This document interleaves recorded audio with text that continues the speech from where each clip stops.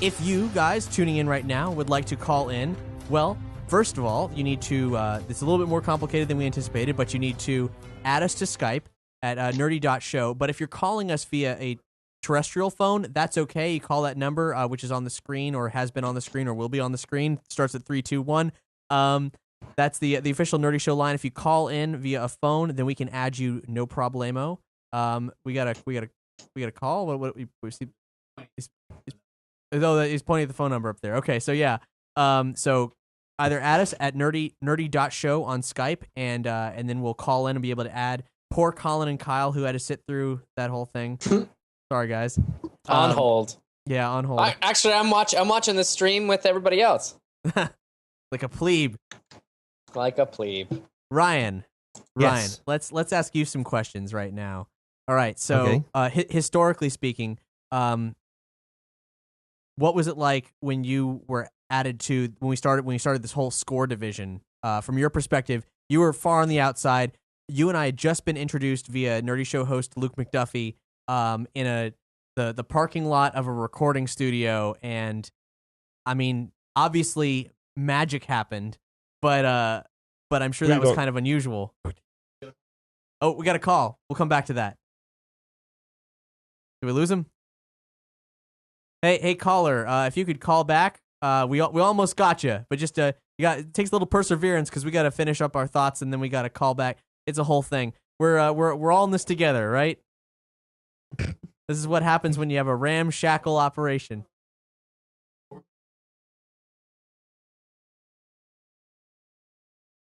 Overclocked After Dark says that they have a question they're going to call in with when we're in the clear, and they promise it won't be horrible. So I look forward to that.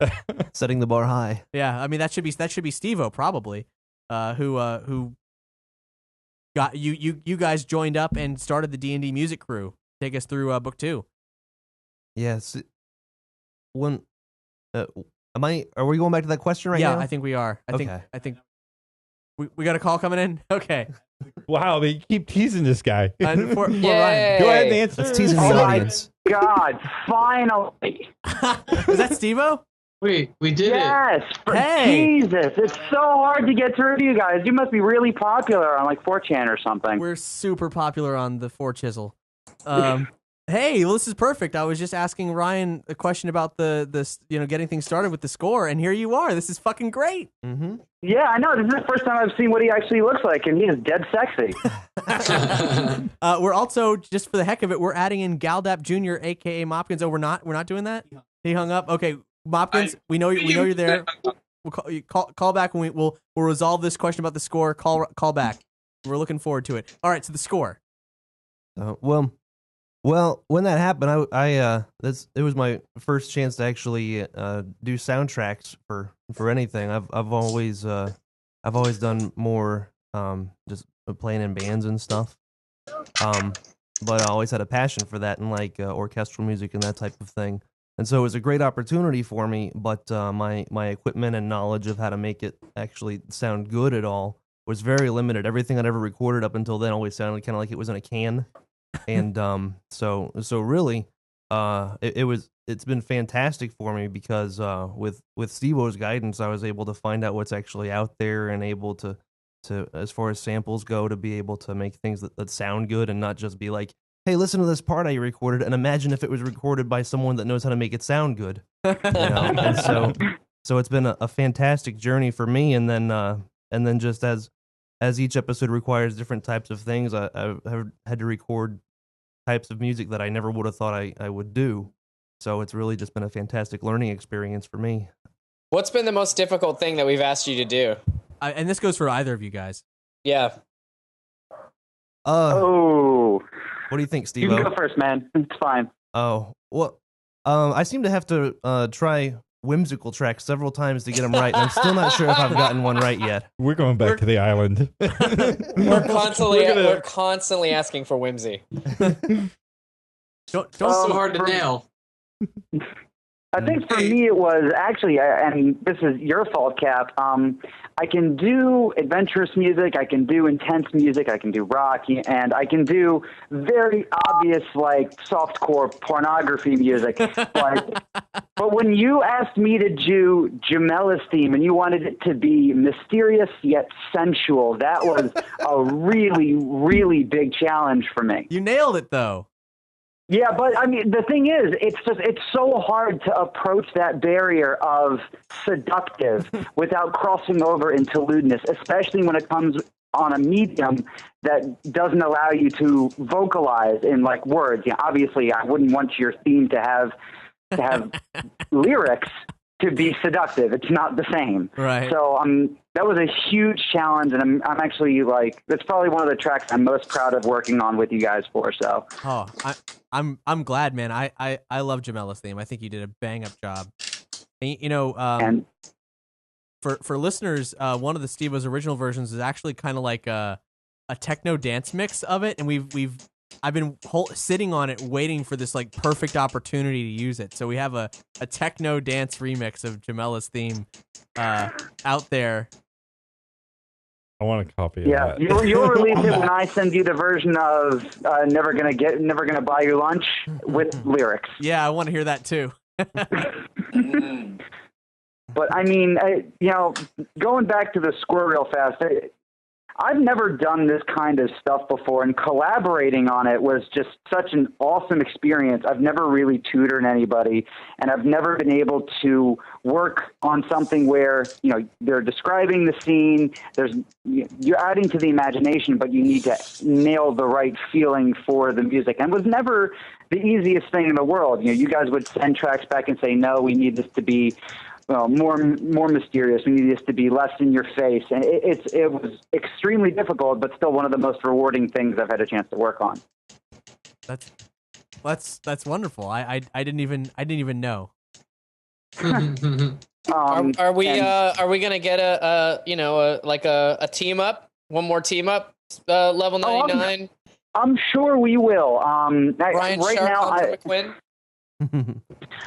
Well, right now, unfortunately, my schedule is very busy. I'm in the middle of moving. I have a huge work. Some people at work have asked me to work 70 hours a week. It's not very fun. But I want to come back and I want to contribute once again at some point in the near future. Yeah, man, that would be rad. I'll do my best to hold down the fort in the meantime, but you've done us. I've listened to your stuff. It's so good, man. You've grown so much. I'm sorry. I know this sounds like a circle jerk instead of a Q&A, but I did actually come here with some questions whenever we're done talking about the score. Sure. What, Ryan? You got any other notes about when we started? Nothing really that comes to mind offhand. Wait, is that true? Do we have Galdap Jr. on the line with us presently? Oh yeah, and you said I hung up, so I just hi. Oh hi, yeah, hey, Mopkins, welcome Mopkins, Galdap Jr. All of it. What's up? My biggest question for this stream is, Cap, where did you get your wonderful outfit? Oh god, the one I'm wearing right now. Yeah, with the whole black gloves, all black. You look like a goth in summer. I'm gonna stand up so you can see this. I think it'll become plainly apparent why I'm wearing this particular outfit a little bit later in the show. Are you a horrible burn victim? But I like it will make a lot of sense later on. I wouldn't be, trust me, I wouldn't be wearing this outfit in a hot studio if I could help it. So let's see. The dress came from maybe Macy's. I don't know. And then this came from Party City. So you're a classy date. Fancy. Yeah, I'm gonna take it to the red carpet pretty soon. Oh. Great. You can follow my lead. was that? At first, I thought you were doing an Archer cosplay. What from Archer? The turtleneck, black turtleneck, and tactical turtleneck. Gotcha. It's actually slightly blacker turtleneck. Oh, hey, the Google Hangout isn't showing up for me. Is that like an all-round thing, or? I don't think so. In fact, the operator has told me that we should let everybody know in Google Hangouts, all you got to do is to ask a question is just type in your question. Ideally, so we know exactly what it is, prefaced with question in all caps. Mopkins, you got any other questions while you're here? Nah, I didn't think that far ahead. All right, well, call back later. Good to hear you, man. Yep. All right, Cap, before I forget. Yes. All right, so 2 questions. The first one is, D&D, Dungeons and Doritos has done so well as a podcast format. Will we ever see it in other formats besides the podcast and the comic book, like musical, animation, play, anything like that? Well, I mean, that's the dream, isn't it? Well, I mean, the comics, we still got to follow through on a lot of it. We got a 4-issue miniseries that we're egregiously behind on, but it will resolve, it will complete, and everyone will finally know what the party did before the first episode and how they all met up. The pre-party. Yeah, the pre-party. And for those of you who are unaware of the comic, this is issue 1, and it's for sale on the Nerdy Show store, nerdyshow.com/store. And we got a few left from the first printing. We'll have a second printing, well, as needed. And then issue 2 is still not out yet, coming soon, but we do have an 8-page preview, which was originally a convention exclusive, but convention season is over for the most part. So that's only $1. So you should totally pick that up. That's also on the store. But as far as animation and stuff, yeah, I mean, that would be amazing. In a lot of ways, like doing D&D was our first radio play at Nerdy Show, and since then we've done other radio play like content, and we plan on doing more radio play style content. And because it's obviously it's been very successful, and we really love doing it. It's one of it lets us be creative. Like, as fun as it is to talk about like the latest game releases, like that's where we have the most fun overall. Is doing all that voice work and that improv and all that like cool brainstorming, like lightning dogs and stuff like that. So D&D, I mean, D&D could easily be an animation. I suppose it's either in the hands of the fans to animate segments from the like the past episodes, or if we ever had the funding to say get Tony the opportunity to do an animatic. We did a test trial of something we might do more of. We hope to do more of, called Nerdy Bits not too very long ago, where we took our interview with Travis Beecham, the guy who wrote Pacific Rim, and turned it into this animation thing. It was a lot of fun. It was a really cool way to sort of like make an eccentric conversation even more eccentric and visual, and we would love to do that with D&D. I mean, I don't know about a musical. I would we joked a long time ago about doing like a musical episode, but that seems like a pipe dream. Like getting people to just getting people together for the 2 Crunchmas tracks we've done has been madness. Like there's just like there's not a lot of musical aptitude on the cast, and so it's challenging to say the least. Gotcha. And my second question is, with the new show, the Friday Night Fan Fiction coming over to Nerdy Show Network now, if we get a fan fiction of Dungeons and Doritos, can we have the voice cast of Dungeons and Doritos come on to do their voices? Yeah, that goes without saying. I mean, like if there's any greater reason for us to join forces, I think it would be simply so that would be all the easier. Okay. For those of you who are uninformed, Friday Night Fan Fiction, we've just recently announced, is a new show coming to Nerdy Show in early October, and Steve-O is the ringleader of the Motley Night Horse crew, and they get together and they read terrible erotic fan fiction and drink every time they flub a line, take the conversation where it shouldn't go, whatever. That sounds great. Yeah.